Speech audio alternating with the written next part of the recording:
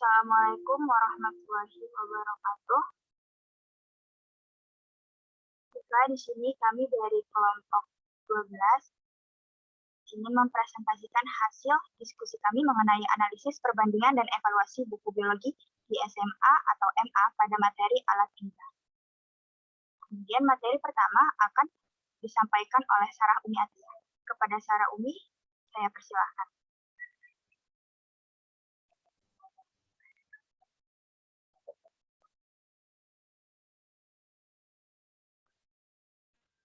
Baik, terima kasih kepada moderator. Di sini saya akan menjelaskan tentang bahan ajar. Bahan ajar merupakan salah satu perangkat materi atau substansi pembelajaran yang disusun secara sistematis, serta menampilkan secara utuh dari kompetensi yang akan dikuasai siswa dalam kegiatan pembelajaran. Fungsi bahan ajar itu dapat dibedakan menjadi dua macam. Yang pertama, fungsi bahan ajar bagi guru dan fungsi bahan ajar bagi siswa. Baik, yang pertama akan dijelaskan bahwa fungsi bahan ajar bagi guru antara lain menghemat waktu guru dalam mengajar, mengubah peran guru dari seorang pengajar menjadi seorang fasilitator, meningkatkan proses pembelajaran menjadi lebih efektif dan interaktif, dan yang terakhir sebagai alat evaluasi pencapaian ataupun penguasaan hasil pembelajaran. Slide selanjutnya. Yang kedua, fungsi bahan ajar bagi siswa yaitu yang pertama, siswa dapat belajar tanpa harus ada guru ataupun teman siswa yang lain. Yang kedua, siswa dapat belajar kapan saja dan di mana saja ia kehendaki.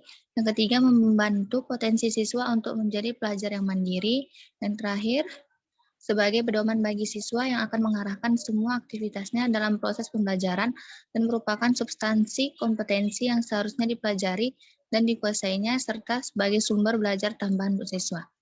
Selanjutnya, menurut Roundtree, jenis bahan ajar itu dapat dikelompokkan ke dalam 4 kelompok berdasarkan sifatnya, yaitu yang pertama, bahan ajar berbasiskan cetak, yang kedua, bahan ajar yang berbasiskan teknologi, yang ketiga, bahan ajar yang digunakan untuk praktik ataupun proyek, dan yang terakhir, bahan ajar yang dibutuhkan untuk keperluan interaksi manusia.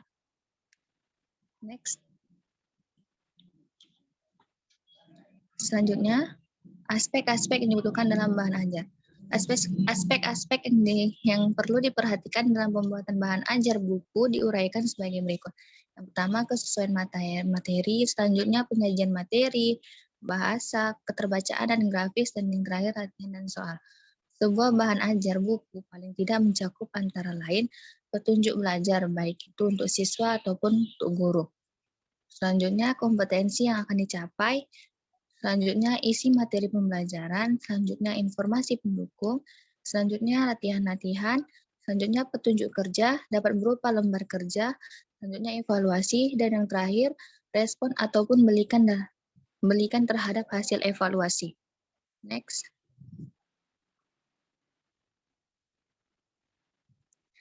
Menurut Sa'dun Akbar, dalam bukunya yang berjudul Instrumen Perangkat Pembelajaran dijelaskan beberapa kriteria buku ajar yang baik. Di antaranya yaitu yang pertama akurat atau akurasi, kedua sesuai ataupun relevansi, selanjutnya komunikatif, lengkap dan sistematis, berorientasi pada student-centered, berpihak pada ideologi bangsa dan negara, kaidah bahasa benar, dan terbaca. Next.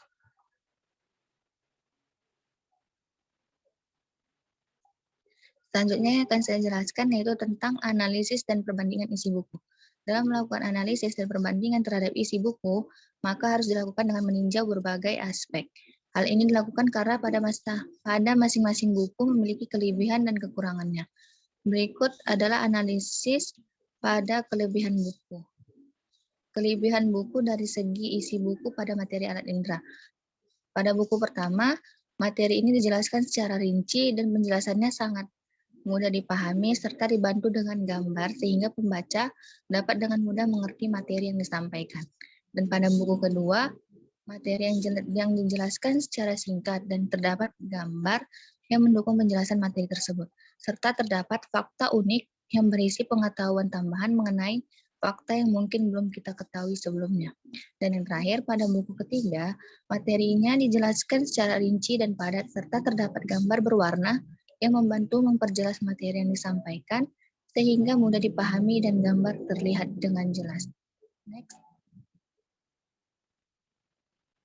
Selanjutnya, kelebihan dari segi tata bahasa ataupun struktur makro. Pada buku pertama menggunakan bahasa yang mudah dipahami dan tidak bertele-tele. Dalam buku, kata-kata yang penting ditandai dengan menggunakan huruf yang tebal. Pada buku kedua, menggunakan bahasa baku yang sesuai dengan KBBI sehingga pembaca dapat dengan mudah dimengerti. Dan pada buku ketiga, menggunakan bahasa yang juga mudah dipahami sehingga pembaca cepat dapat menguasai materi yang dijelaskan. Selanjutnya, kelebihan dari segi layout ataupun tata letak. Pada buku pertama, jenis font yang digunakan sudah baik, serta telah menggunakan pengaturan rata kanan dan kiri, sehingga buku nyaman untuk dibaca. Pada buku kedua, jenis dan ukuran font yang digunakan sudah baik sesuai standar yang telah menggunakan pengaturan rata kanan ataupun rata kiri. Dan pada buku ketiga, jenis dan ukuran font yang digunakan sesuai standar. Untuk kata-kata dalam bahasa Latin menggunakan huruf miring dan menggunakan pengaturan rata kanan kiri. Next. Selanjutnya, kelebihan dari segi tampilan buku. Pada buku pertama, buku memiliki cover yang menarik sehingga membuat pembaca tertarik untuk membacanya. Pada buku kedua, buku memiliki cover yang menarik yang sesuai dengan judul yang ingin dipelajari.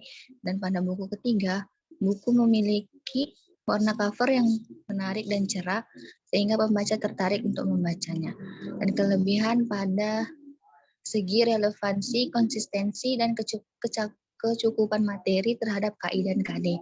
Pada buku pertama, berdasarkan KD pada materi alat indera, buku ini telah mencakup beberapa bahasan. Alat indera dimasukkan di dalam bab sistem regulasi manusia. Pada buku kedua, berdasarkan KD pada materi alat indera, buku ini juga telah sesuai dengan KD yang ditetapkan. Materi alat indera dimasukkan di dalam bab sistem regulasi. Dan pada buku ketiga, beberapa materi di buku ini telah sesuai dengan KD yang ditetapkan, serta materi alat indera dimasukkan di dalam bab sistem koordinasi pada manusia. Next. Selanjutnya, yaitu tentang kekurangan buku. Yang pertama, kekurangan buku dari segi isi buku pada materi alat indera. Pada buku pertama, isi dalam buku ini terutama pada materi alat indera sudah sangat baik dijelaskan dengan rinci dan materinya lengkap. Tetapi gambar yang ada pada buku ini belum berwarna, jadi tidak terlalu menarik untuk dilihat. Pada buku kedua, dalam buku ini materi mengenai alat indera belum dijelaskan secara rinci, hanya dijelaskan inti materinya saja. Dan banyak materi yang tidak dijelaskan. Seperti pada indera peraba tidak dijelaskan bagian-bagian dari kulit secara rinci, dan pada buku ini tidak semua subbab materi alat indera terdapat gambar, dan gambar pada buku ini tidak berwarna, sehingga tidak menarik. Dan pada buku ketiga, materi mengenai alat indera pada buku ketiga sudah lengkap, dan dijelaskan secara rinci, tidak dapat kelemahan di bagian materi pada buku ini. Next. Selanjutnya, kekurangan dari segi tata bahasa ataupun struktur makronya. Yang pertama, pada buku pertama ini terdapat kata yang tidak menggunakan bahasa baku, seperti kata parfum. Dalam buku ini ditulis dengan parfum, yang mana tidak sesuai dengan penulisan di KBBI. Dan terdapat kelemahan pada struktur makronya, yaitu pada kalimat termoreseptor, juga berperan mengatur fungsi suhu tubuh dengan cara mendeteksi suhu permukaan yang bagian dalam tubuh. Pada kalimat ini seharusnya menjadi termoreseptor juga berperan mengatur fungsi suhu tubuh dengan cara mendeteksi suhu permukaan dan dalam tubuh. Yang pada buku kedua, pada buku ini terdapat beberapa kalimat yang sulit dipahami dan kalimat yang digunakan bertele-tele. Dan pada buku ketiga, buku ini penggunaan kata indera tidak sesuai dengan di KBBI, karena kata indera ditulis dengan indera. Next. Selanjutnya, kekurangan dari segi layout ataupun tata letak. Pada buku pertama, pada bagian keterangan gambar, ukuran font yang digunakan terlalu kecil sehingga tidak terlalu terlihat. Pada buku kedua, tidak ada pembeda untuk kata-kata penting dalam buku ini, sehingga pembaca sulit mengingat apa saja yang perlu dipahami secara mendalam. Pada buku ketiga, buku ini jarak antar spasi tidak konsisten. Terdapat jarak yang terlalu jauh sehingga terlihat kurang rapi. Selanjutnya, kekurangan dari segi tampilan buku. Pada buku pertama, pada bagian cover judul buku tidak ditulis dengan huruf yang tebal, sehingga tidak terlalu menonjol. Pada buku kedua, tidak terdapat kelemahan pada segi tampilan cover buku. Pada buku ketiga, dari segi tampilan pada buku ini tidak terdapat kekurangan, karena pada tampilan cover buku sudah menarik dan sudah bagus. Selanjutnya, kekurangan dari relevansi, konsistensi, dan kecukupan materi terhadap KI dan KD. Pada buku pertama, kekurangan pada buku ini yaitu terdapat beberapa materi yang terdapat di KD, tetapi dijelaskan seperti kelainan-kelainan pada alat indera dan fungsi alat indera tersebut. Pada buku kedua, terdapat materi yang ada di dalam KD tetapi tidak dijelaskan dalam buku ini, seperti mekanisme pendengaran, penciuman, penglihatan, dan yang lainnya tidak dijelaskan. Dan pada buku tiga, pada buku ini KD yang mengenai mekanisme pendengaran, penglihatan, penciuman juga tidak dijelaskan.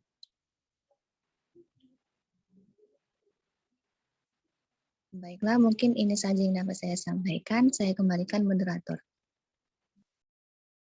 Baik, terima kasih kepada Sarah ini. Selanjutnya, pembahasan mengenai evaluasi isi buku akan saya sampaikan sendiri.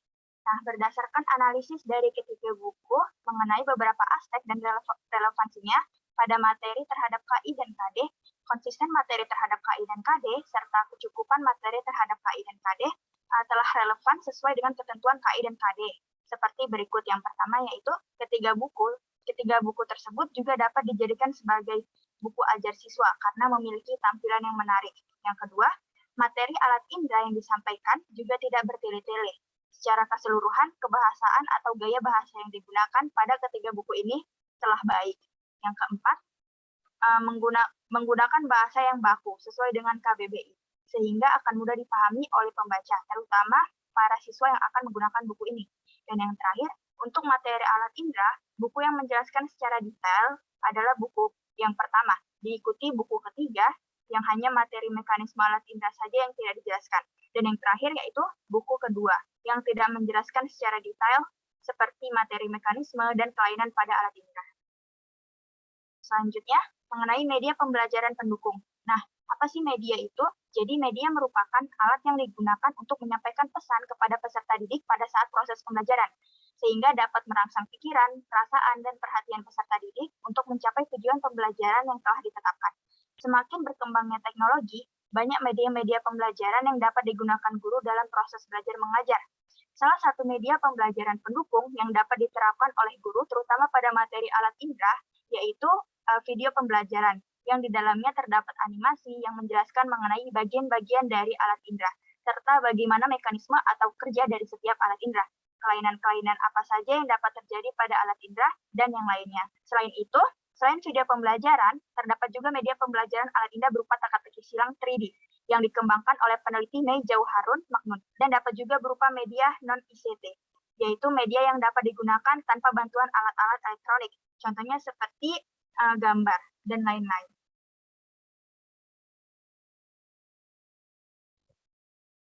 Mungkin itu saja yang dapat kelompok kami sampaikan.